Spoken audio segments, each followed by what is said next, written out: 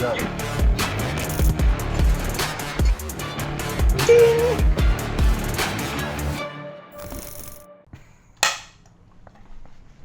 All right, we're back for another episode, Bikes and Brews. I'm Carl Heineman, and over here we have RJ, which stands for Raging Jackhammer. That's right, absolutely. And we have Ryan, not Ride Off, Ryan. Correct. Mr. Beechner. Parents still illiterate. It's a shame. Totally. Donate to a charity. But you're kind of the 70s, 80s guy, right? When were you born? What year did you graduate high school?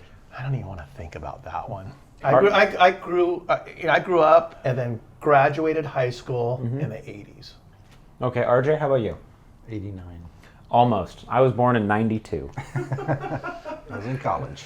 I think, did I graduate college by then? Yes, I did. I was independent and flew the roost at that point.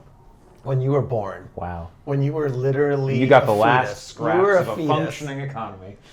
Totally. I don't know about calling it that. What was it like to afford property? Oh my God. All right, before we jump into the topic, we're going to drink some beer because that's always a good start to an episode. Right now, we have a classic A today. historic brand, even. You know, we got these like, you know, local San Diego, Utah, Oregon, whatever beers. And I like to go back to Mother Ireland. I shouldn't call it Mother because I'm not. It's not not a mother to me. No. Okay. This is Broadening called your horizons. This is a Harp Lager. Getting something outside of Southern California. Yes, I like it. This is a classic beer. We're gonna pour it today. See what they call it a lager. You know, they're not wrong by any means. We'll see. But let's find out what they mean. I'm gonna let you pour Oh, yours. good. I I'm gonna wasn't capable of doing that part myself. right on into that glass. Is this what they made the black and tan out of? Absolutely. I think Harp is usually the lager in that part, tan right? part, yeah, yeah. I love black and tans, by the way.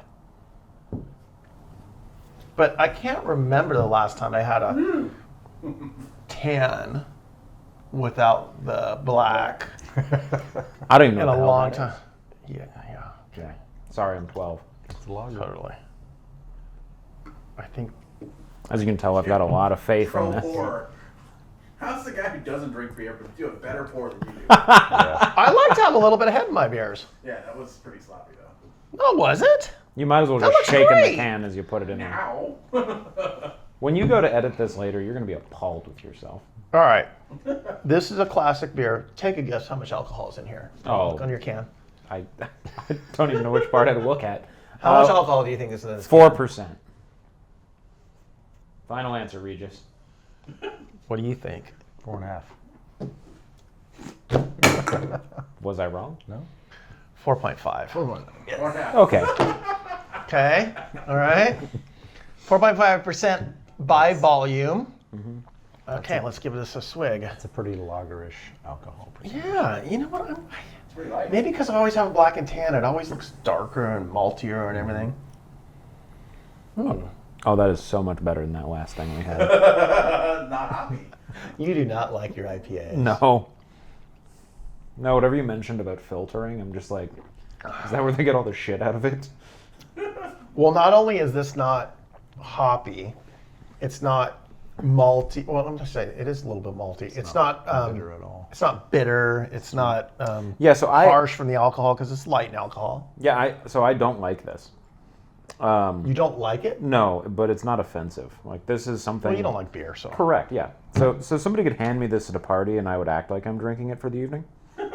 But it would be warm and miserable until I eventually made my way to the kitchen and dumped it in the sink. The colder the better. Really? Yeah, the lager. Yeah, you know, the cold does. Lagers, traditionally, you want to drink them cold. That reminds me of like one of the really cheap American beers that would always be at high school parties. This is better than that, I think. Which one?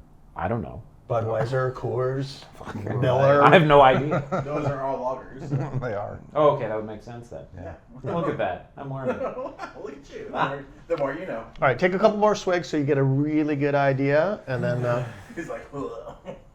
you're drinking like basically the hand swill that you walk around at a party and I- hold and it gets warm. Let's give you a little bit more, guy. All the cool kids are doing it. high school boy. Do not identify as one of them. Hold on, so let me give we're- you a nice head. Oh, good, thanks. Yes. Great. I want to see a Carl- head mustache, please, please, Carl, please, Carl please. loves giving head to a younger man. Yes, I do. Take your shirt off.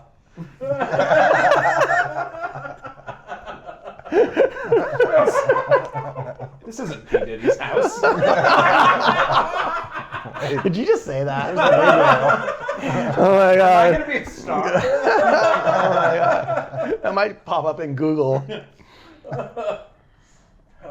All right.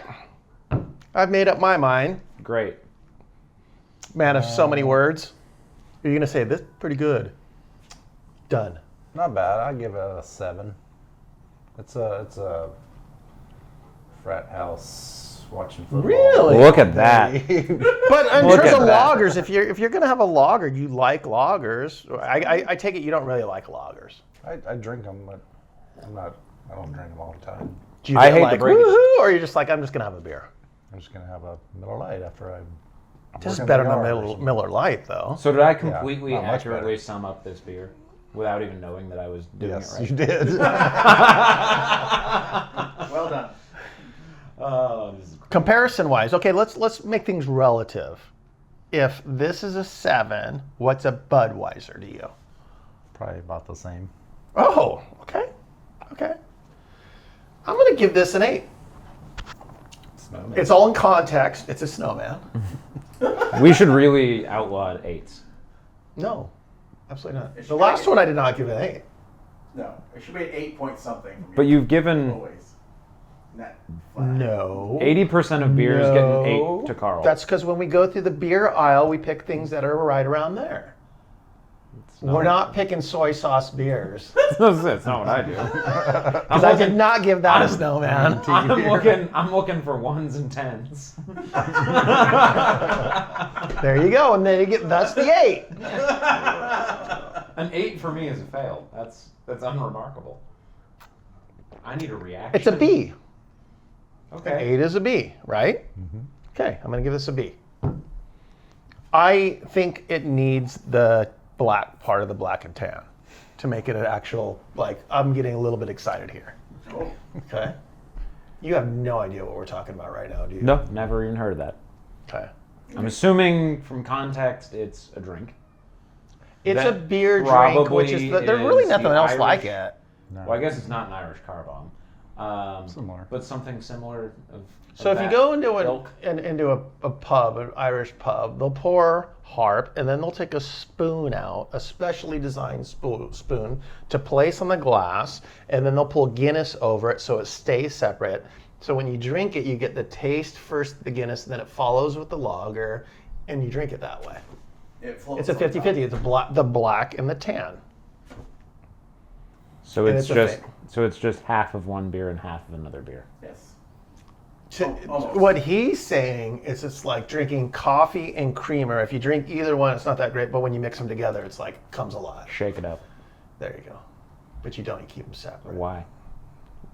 I think it's because you want to taste the Guinness and then the lager kind of chasing it and it gets a different experience. You don't want to mix them. It was weird. Yeah. Okay, well. Just have 2 different beers. Oh, did we ever get your rating on this? You have a left hand and a right hand. You could have a Guinness in you this could hand double and a fist harp it. in You that could hand. totally Yeah. double fist It would it. be the same thing. Wait, I gave it an 8. What did you give it? I don't know, 4. Oh. Okay. That's bad. No, I think I mean the last one I didn't even give a rating. That was straight off the bottom of the scale. That sucked. Okay, well, the Beechner scale, what is this from 1 to 10? Oh, okay. So it is Your favorite beer is a 10, which your favorite still is horrible, but it's all relative. Yeah, got it. It's a 5. Wow. It's right in the middle. It is utterly unremarkable. Okay. It is what I remember the beer that I didn't have any interest in at a high school party. Okay. Did you know somebody in this brewery? Ah, Patio Furniture. A fine man. He's in I charge have of- not heard this story. Please indulge. Yep. So Patty works at the brewery there. Oh, Patty, Harper, yeah. Ireland, yep. I call him Pat. Yeah. a lot of us do as soon as he leaves the homeland. But he's actually in charge of water filtration. Oh, okay, okay. Yeah, he actually started working there before he was of age to be able to work. Which is like 2, because he's working at 4.5. Correct. Okay, okay. Yeah. The entire economy of Ireland actually revolves around beer and I think spousal abuse. I could be wrong. And staunch Catholicism. I don't quite know how those things spur on the economy, but that's what he tells me. So okay. it could be the alcohol from an early age that has harmed his mental faculties. Okay. But Okay. that's what I got. Hey. The more you know. There was a rabbit hole you were going to start going down. I want to see where this goes.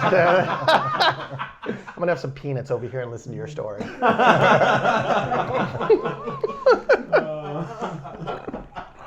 Anyways, let's move on. How's that? Indeed. So what do we got today? Brakes? We're going to talk about brakes, road and mountain brakes. Okay. I mean, unless you crawled out from under a rock recently, Which pretty I much, did. you were born just like yesterday. Yeah. For the last 100 years, we've been running rim brakes. Mountain switched about, God, when did we switch to disc brakes on the mountain? Early 90s? I want to say it was like 94, I was 2. 97? It was a gradual change over a few years, but roughly about that, right? Over a few years. I remember going to cable actuated brakes first, because I remember front brake I went disc brake and I went V brake in the back, because it was like it still keep cable actuated, but it was a little bit more powerful in the front. And I think I went with the Avid BB7, Shit, that's still in production. and it was pretty good for the time. You got to remember it was V brakes, which weren't that bad, but it's all relative. Now they're absolutely garbage. But back then, it was like V brakes were the thing in a mountain. And cyclocross bikes run V brakes, kind of. They're, cantilevers, Not slightly different. But anyways, so I switched because I could keep the same shifter, same everything, switched to cable actuated, and then it was simultaneously hydraulic was coming out, but I didn't want to run like this whole new group set and everything and all that, different kind of bike setup. You needed, I think the reason why I did it is because the frame wasn't meant for disc brake mounts. Yeah, how the hell did you mount a caliper? On the front, because the fork did. With the fork. Oh, okay. And then most of your braking's on the front anyway, especially on mountain anyways, 80% of your braking. And then I think I went hydraulic in the front, then simultaneously I swapped out the frame, and then I went complete hydraulic. But, and it makes a huge, huge difference. Okay, so when that happened, was everybody freaking out about how it was just a fad and they could already lock the brakes up with their whatever the hell their V brakes, and that it was dangerous because people were going to have too much braking power, and that all that? Or was there ever a point in cycling's history where it wasn't flooded with retro grouches and Luddites? There probably was, but my impression was that everybody welcomed it. It was... Well, that was before the internet also. Well, before you're born. I think it was, it had gotten to the point where, at least for me, I was already having bad habits of 2-finger braking, or 2 fingers in like death gripping it to get it to brake. So I knew it was already a problem. You shouldn't do that. And when you got 1-finger braking and you're able to kind of modulate and everything, you're like, okay, I get it.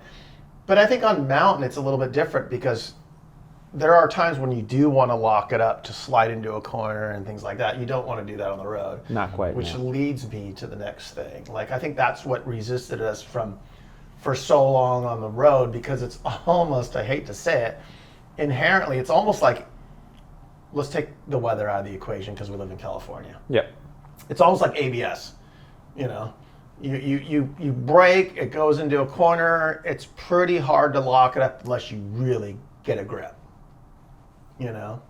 Especially when carbon started coming around, it softened things up quite a bit. Whoa.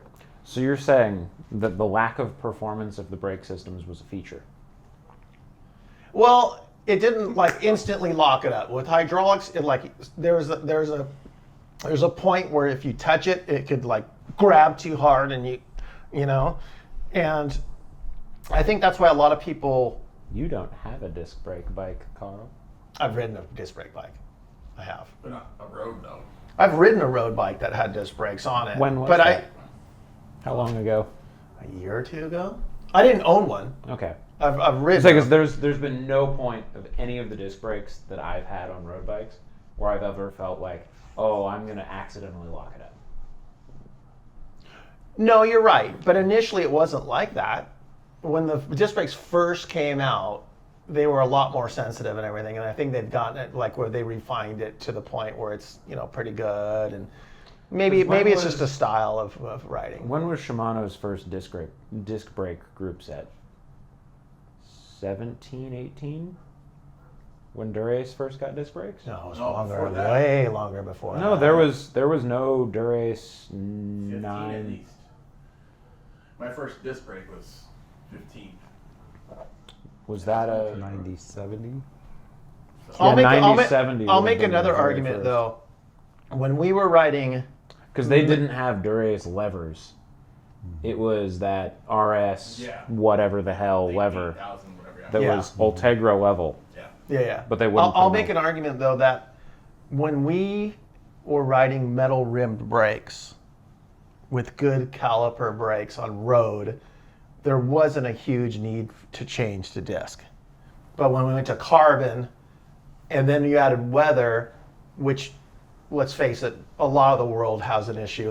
You ride in the weather. Yeah. That it became extremely apparent quickly. Yeah. We're in a little niche, at least I feel we're in a little niche in Southern California where 95, I'd say almost 100% of the time, I don't ride when there's weather. Yeah, you don't have to. So I don't really worry. You don't about like the that. weather, wait till tomorrow. Right. Wait 10 minutes. Yeah. I mean, our storms last a half a day. And then it's like, oh, I'm not going to go outside right now. I'll just wait for a half a day and I'll go out later, finish my lunch and then I'll go out. Yeah, and I've never actually rode a bike with aluminum brake tracks for rim brake. And I think the performance there is plenty good. Okay. Plenty good. Yeah, because the carbon wheels with carbon brake tracks, Horrible. horrendous. Horrible.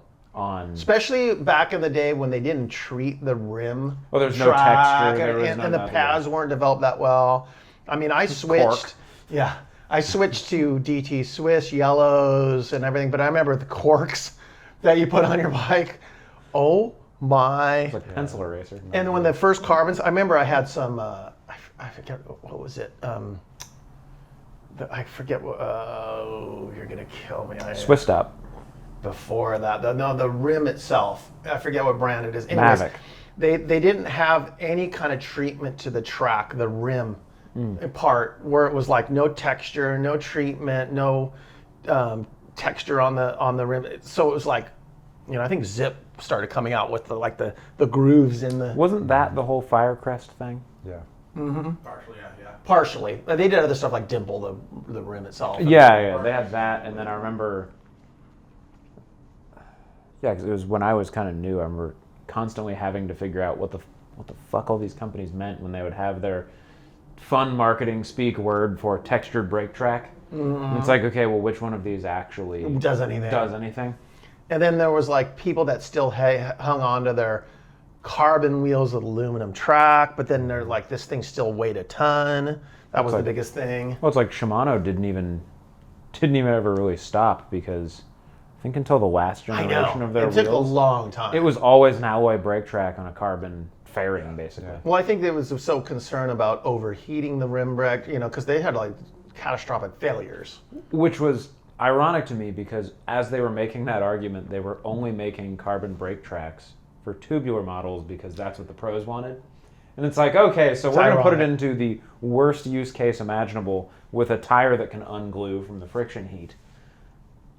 Yeah, but that's I okay. don't think it's much of a catastrophic. Maybe I'm wrong, but the way that it's designed, and you'd have to talk to an engineer. The tubular rim is different than a clincher rim in that it It doesn't have the thin protrusions Yeah, where the bead hooks are. with the bead hooks It and just all that has stuff. It's just a cup. Yeah, Yeah. it's just a cup, and then you glue the, so it's independent of the tire itself and all that stuff. More so in the middle than on the brake track. Yeah. Then you get into all the glass transition temperatures of the resins and the carbon and He said something. what? Mark my calendar. Anyways. It's a red letter day. Shut up! So anyways, I think I'm the only one that I know of of our riding friends that still ride rim brake bikes. There's a couple reasons. One, You ride mountain bikes more than road bikes. that. Two, it's still really hard to make a disc brake bike weigh as light as a rim brake bike. It's a lot You do a lot of hill simpler to. climbs. What's that? You do a lot of hill climbs. No, but in general, I mean, you got to really, shed a lot of weight in some weird places to make a bike equal for. And there's no way you're going to make it, dollar for dollar the same. What's your rim brake bike weigh? Yes. It's pretty I light. would like to know. What I is- don't know. What I is actually pretty don't know. light? It's a good question. Because I'd be willing to bet that you can get a lighter disc brake bike now. Not without spending a fortune. My frame set's probably around 800 grams. My wheels are about 1,200 grams, and that's Which frame set are you running? Colnago. Okay. 800 grams for a frame set. Your wheels are what? 1,200 and change, and that's a semi-deep, like I think 50 in the back, 32 in the front, or something like that. Okay. Pretty light. Are you sub 17 or sub 16 Pounds? pounds? Sub 16 for sure. Okay. So I'm riding Campy 11 speed mechanical Yeah. with E brakes. Okay. So you're. Okay. My point here is you've got a lot of Gucci shit on a rim brake bike to make it light, and you're saying that But you that- can't have Gucci stuff to make your disc brake bike. No, light, I'm saying 'cause that that's if- not fair. But the Gucci stuff, to get it nowadays, is a lot cheaper than the Gucci stuff for disc. Only because you can buy it on Facebook Marketplace from people who've realized that there's better options. Not without spending 3 times the price. That's because all those other people are upgrading to disc brakes. No, there's still They're getting manufacturers. rid of I all think their isn't it Pinarello that still makes a? Is it Pinarello or Colnago? Colnago just made a new rim brake bike. New rim brake Yes. bike, because there's other people out there. And okay, so They're another called, reason. They're called snobs, yep. Christian. Well, I don't ride in weather, so eliminate that thing. Okay. Even if I'm descending on a dry, No, it doesn't make a difference. For your use case, if you're never going to ride in the rain, it doesn't make a difference. the hoods are nicer. In a I like place the where- hoods ergonomically versus the hydraulic ones. The hydraulic hoods are like you have this much thing sticking up your hand. SRAM? SRAM is that way. All of them are that way. No. Yes. No, you need to ride Yes. the bike. Okay. I will pollute you. My TT bike. Yep. How are you going to make it a zero? I don't care what anybody says. That whole disc mechanism and everything is not more aero. And there's not a reason. You're running in the flats. Okay. Okay. Yeah. Rim brake. If you're on TT bike, But nobody you don't rides a really TT need rear bike. brake, right? Exactly. Yeah, you just put your foot in the wheel. So why are people trying to sell me disc brakes on a TT bike? No one's trying to sell you a TT bike.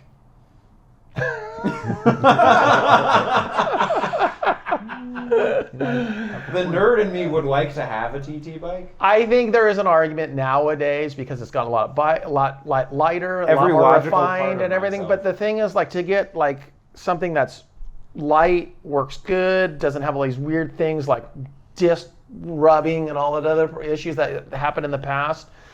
It'll cost you an arm and a leg on something that it's a really simple. I don't have to worry about hydraulics or anything like that.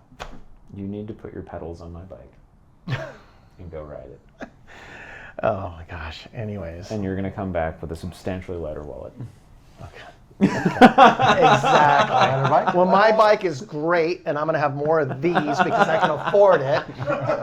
And with that, let's wrap this up. All right. All right. Ready? All right. Cheers. Cheers. Cheers. The patio. Patio furniture. Furniture. Like and subscribe, please. Check us out. We're out of here.